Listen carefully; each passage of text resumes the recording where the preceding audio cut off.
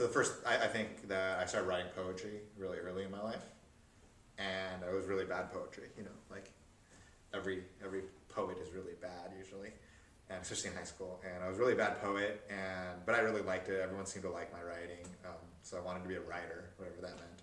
So I went to USC eventually, graduate school, and I started writing fiction because I wanted to write the great American novel. But unfortunately, my fiction writing sucked too, and I was gonna quit. But my ex-girlfriend said, "You're spending like $40,000 a year.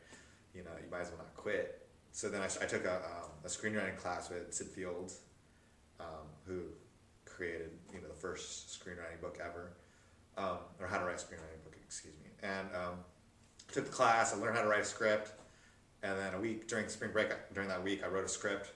I brought it to him, and he really liked it. He said it was really great, and I was like, "Wow, that's really easy." And then I went out and sold it, and it was the first time I had ever made any money writing, and I said that was really easy. So from that point, I was like, well, I'm gonna write screenplays because it's so much easier to write screenplays than it is to write fiction.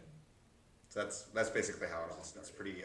My best advice for young screenwriters is always to hook up with directors more than producers, because a director is somebody who has talent. Producers don't have any talent. I'm a producer, but producers don't have any talent really. Director actually has a talent, which is to shoot a film or to shoot something. And for them to be called a director, they need a project. So as a screenwriter, it makes sense for you to write something for a director to shoot something. Whereas in reality, anybody could be a producer. I could be a producer. My brother could be a producer. My dog could be a producer. Anybody could be a producer, And a lot of times you'll get a lot of shady producers who want something but can't pay you for it, or don't really or they have like 6 or 7 different projects, and your one project that you're writing for them isn't that important to them at the end. So if you really want to get things done, the best thing is actually to work with a young director. And that's how I got involved in my second film, The People I Slept With, which was with Quentin Lee, who did Ethan Mao and Shopping for Fangs and a couple different films. And I met him at an event, and I liked his films. I'd just seen his films, and I really liked him. I went up to him, and we talked, and we kind of hit it off, and he read my script eventually, and he liked my writing, I guess. And so we started working together on different projects, and the one project that really stuck first was The People I Slept With, and which was produced by Stanley Young, and directed by Quentin Lee, and it starred Karen Anna Chung from Better Luck Tomorrow. It starred Archie Kao from CSI, and he was also a Power Ranger, but he doesn't like me to say he's a Power Ranger. Wilson Cruz from My So-Called Life and from Rent, and He's Not That Into You. And James Shigeta, people hopefully know who James Shigeta is. James Shigeta was the first Asian American actor to be groomed by the studio system, because back in the day they used to groom actors to be leading men, and he was the first one. So he was, and kind of a side note, he was actually one of the first guys to be paired with a white leading lady. So he was like the first one. That was in Crimson Kimonos in the 1950s. It was about Little Tokyo in Los Angeles and the Nisei Week Festival.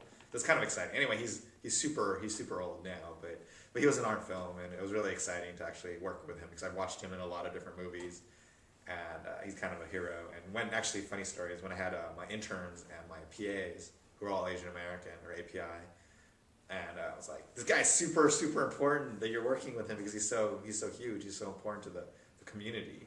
Because before him there weren't, or actually after him there wasn't a leading man who was Asian American, So that's who I work with, some of the people I work with, and that's some of my projects I've worked on. Older, I really learned how to, or not learn, but I learned to love reading, and because it was bred into me for so long. But in terms of influences outside of my parents, and that's what you have to say, right? But my influence now is a lot of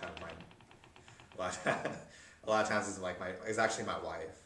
My wife is one of my bigger influences now in my writing because she's the one that I always go to when I have an idea, when I always have to talk to her about whatever idea I have, and she'll tell me the truth about whether it's a good idea. And here's a funny story. So I just recently did a book. I was featured in a book called Secret Identities, which is a book about Asian American comic superheroes. And I wrote a story, and I really liked it. It was a really great story. But my wife didn't like my story. And she gave me creative hints about what I should do with the story. And so I actually did what she wanted me to do, and I got accepted into this book. My story got accepted in this book. And so she's bitter because she didn't get any credit for the story idea. But here's her credit.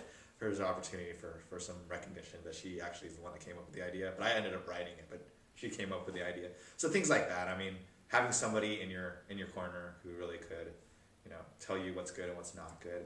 But outside my wife and my family, I think, you know, watching people or hearing stories or reading the newspaper or magazine. I mean, those are all ways for me to really learn how to figure out, find stories, because there's so many stories around, and it's the whole idea that every story's been done a million times, but how do you twist the story? How do you make it interesting? You know, and that's what I like about writing.